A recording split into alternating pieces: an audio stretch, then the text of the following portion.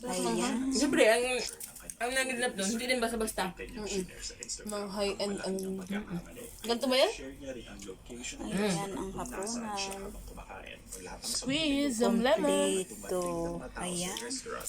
Kakaibang putahe yan. Tatlong lalaki na nakasuot ng masks ang nag-aantay sa labas ng restaurant. Beef.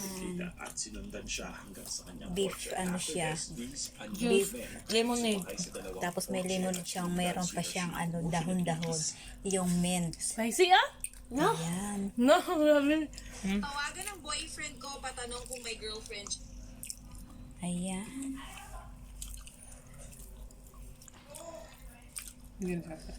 See?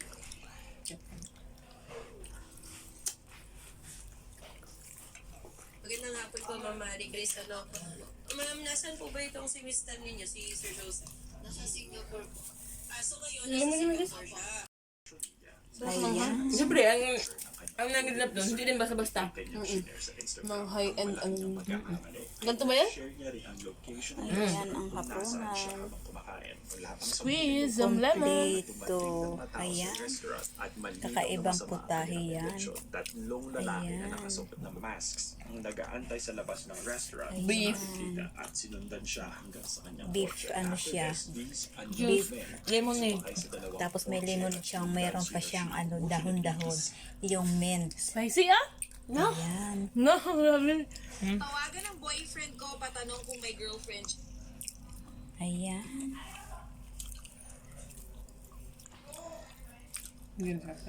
See?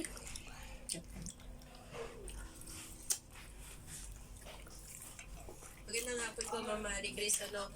Ma'am, nasan po ba itong si Mr. ninyo, si Sir Joseph? Nasa Singapore po.